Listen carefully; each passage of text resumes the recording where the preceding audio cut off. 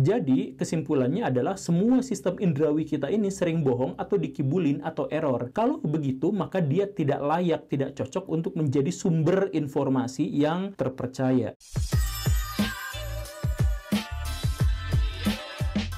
Ada di antara teman-teman yang meminta saya untuk memberikan komentar terkait mengenai videonya Guru Gembul yang membahas tentang beberapa konsep dalam fisika. Sebelum kita mulai, saya ingin tekankan bahwa saya tidak ada masalah personal apapun dengan Guru Gembul. Komentar saya di sini hanya fokus pada penjelasan beliau mengenai beberapa konsep dalam fisika yang mana terdapat banyak sekali miskonsepsi di dalamnya. Saya benar-benar tidak bermaksud untuk menjatuhkan beliau ya, soalnya masih banyak masyarakat kita yang baper ketika idolanya dikoreksi kesalahannya dan menganggap bahwa koreksi itu adalah upaya untuk mencela ataupun menjatuhkan. Saya yakin Guru Gembul orang yang sangat open-minded dan pastinya beliau orang yang sangat legowo ketika dikoreksi. Sekedar informasi, saya telah menonton video ini sampai selesai dan tentu memahami konteksnya secara menyeluruh sebelum saya memberikan komentar ini. Kalian mungkin akan melihat video ini terpotong-potong, namun saya bisa pastikan bahwa potongan-potongan video ini tidak menghilangkan esensi dari video penuhnya. Oh ya, saya akan buat video komentarnya dalam beberapa part, karena kalau saya buat dalam satu video saja, maka durasinya bakal panjang. Di part pertama ini, saya akan memberikan komentar saya terhadap argumen filosofis dari Guru Gembul dari sudut pandang sains. Nanti di video-video berikutnya, kita akan bahas miskonsepsi Guru Gembul saat menjelaskan konsep-konsep fisika. Sekarang kita nonton dulu videonya terlebih dahulu ya. Semua yang menjadi alat bukti atas keberadaan kita itu adalah indrawi kita. Gak ada yang lain. Bisa ditabok, bisa dijilat, bisa dicium baunya, bisa didengarkan suaranya. Itu semuanya adalah sistem indrawi kita. Nah, pada faktanya, sistem indrawi itu sering bohong atau error atau dibohongin. Misalkan ketika kita melihat pesawat terbang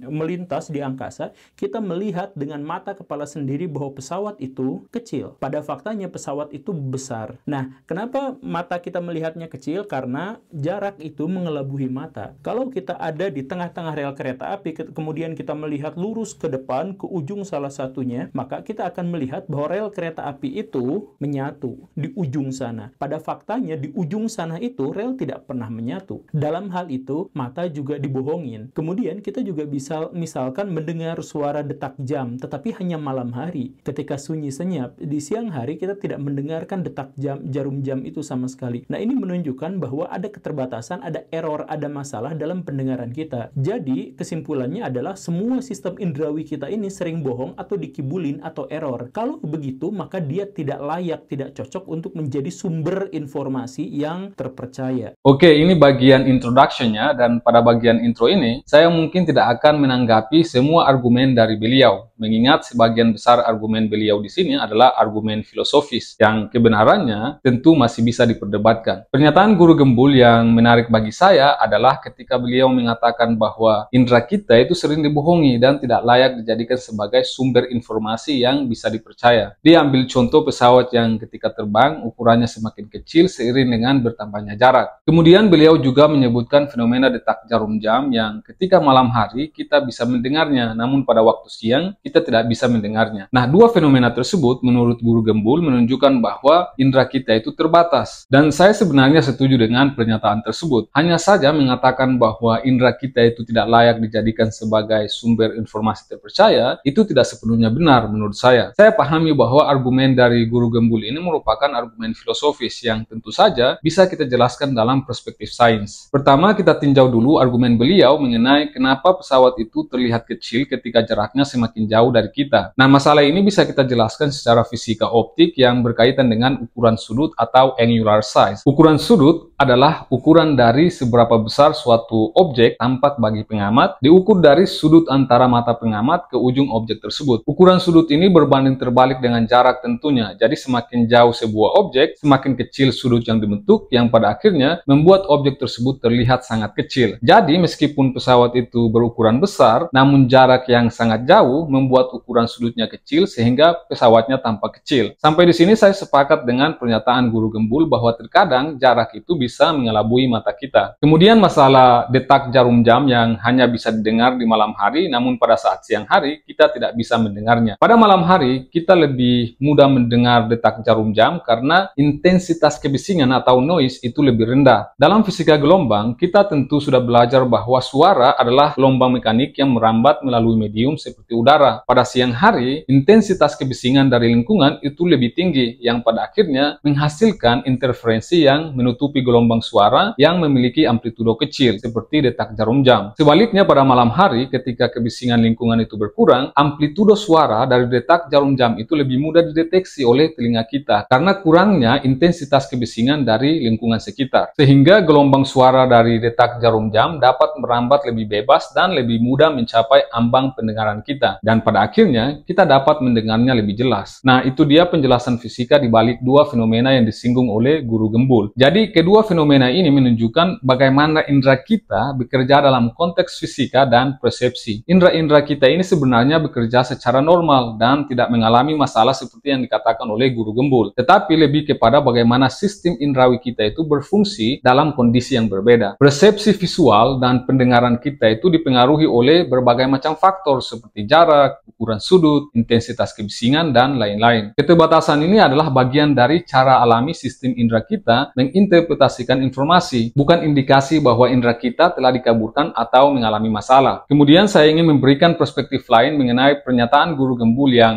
ini nih. Jadi, kesimpulannya adalah semua sistem indrawi kita ini sering bohong atau dikibulin atau error. Kalau begitu, maka dia tidak layak, tidak cocok untuk menjadi sumber informasi yang terpercaya. Di sini, beliau mengatakan bahwa karena indera-indera kita ini sering dibohongi, maka mereka tidak layak dijadikan sebagai sumber informasi terpercaya. Memang benar bahwa indera kita seperti penglihatan, pendengaran, penciuman, perabaan, dan pengecapan itu memiliki keterbatasan. Contohnya, mata manusia itu hanya bisa melihat dalam spektrum cahaya tampak, sementara banyak bentuk energi elektromagnetik lainnya seperti sinar X, gelombang rejo, dan lain-lain tidak dapat kita deteksi tanpa bantuan alat. Kemudian indera kita juga rentan terhadap ilusi dan misinterpretasi yang dapat menyebabkan informasi yang kita terima tidak selalu akurat. Namun meskipun terbatas, indera kita tetap menjadi alat utama yang digunakan untuk mengumpulkan informasi tentang dunia di sekitar kita. Tidak bisa dipungkiri bahwa ilmu pengetahuan modern itu didasarkan pada observasi indrawi yang dikombinasikan dengan eksperimen yang berulang, pengukuran yang akurat, dan teknologi untuk memperluas kemampuan indera kita. Dengan demikian, meskipun indera kita itu tidak sempurna, mereka tetap menjadi dasar penting dalam memperoleh informasi dan ilmu pengetahuan. Kita mesti ingat bahwa keterbatasan itu tidak serta-merta membuat indera kita itu tidak layak dijadikan sebagai sumber informasi. Sebaliknya, kesadaran akan keterbatasan ini mendorong kita untuk menggunakan alat bantu seperti mikroskop, teleskop, sensor, dan teknologi lainnya untuk memperbaiki dan memperluas kemampuan indera kita. Nah, dengan pendekatan yang hati-hati dan kritis tentunya, maka informasi yang dikumpulkan oleh indera kita dapat diolah dan divalidasi untuk menjadi pengetahuan yang dapat dipercaya. Beberapa aliran dalam filsafat memang mempertanyakan reliabilitas indera kita sebagai sumber kebenaran. Namun dalam praktek sehari-hari dan terutama dalam ruang lingkup ilmu pengetahuan, indera kita itu tetap menjadi dasar penting untuk membantu kita dalam memahami dunia di sekitar kita, dengan asumsi bahwa observasi yang kita peroleh dapat diperiksa dan diverifikasi melalui metode ilmiah. Saya setuju bahwa indera kita memiliki keterbatasan, tetapi saya tidak sepenuhnya setuju bahwa mereka tidak layak menjadi sumber informasi yang terpercaya. Bagi saya, argumen filosofis dari Guru Gembul ini sedikit berlebihan. Ya, wajar saja sih, namanya juga argumen filosofis kan. Namun saya ingin tekankan bahwa indera-indera kita ini meskipun terbatas, mereka tetap merupakan alat yang sangat berharga, dan ketika digunakan bersama dengan metode ilmiah dan teknologi yang tepat, indera-indera kita ini bisa memberikan informasi yang cukup handal dalam mengembangkan ilmu pengetahuan. Kesadaran akan keterbatasan ini justru memperkuat pendekatan kita dalam mencari kebenaran, bukan malah melemahkannya. Jadi kesimpulannya adalah bahwa indera kita memang terbatas, namun keterbatasan itu bukan malah membuat indera kita tidak layak dijadikan sumber informasi terpercaya seperti yang dikatakan oleh Guru Gembul. Justru keterbatasan itulah yang mendorong kita untuk menciptakan alat bantu yang bisa kita gunakan untuk memperluas indera kita. Setelah alatnya kita buat, kita masih harus menggunakan indera kita untuk mengamati fenomena di sekitar kita. Misalnya nih, kita punya alat seperti teleskop yang kita gunakan untuk melihat objek-objek langit yang sangat jauh dari kita. kita. Namun, untuk menggunakan teleskop tersebut, kita masih tetap butuh indera kita seperti mata untuk melihatnya ataupun menganalisis hasil akhir dari data yang diberikan oleh teleskop tersebut. Saya kira itu dulu komentar saya terhadap introduction dari videonya Guru Gembul. Sekali lagi, ini baru intro videonya ya, yang sudah banyak sekali kontroversi di dalamnya. Yang pasti di video berikutnya terdapat banyak sekali pernyataan Guru Gembul yang penuh dengan kontroversi saat beliau masuk pada penjelasan konsep-konsep fisika yang ternyata terdapat banyak sekali miskonsepsi di dalamnya. Pasti penasaran kan? Jika penasaran, maka sampai jumpa di video berikutnya. Saya Muin Banyal, salam apapun itu untuk ilmu pengetahuan dan jangan mati sebelum meninggalkan karya.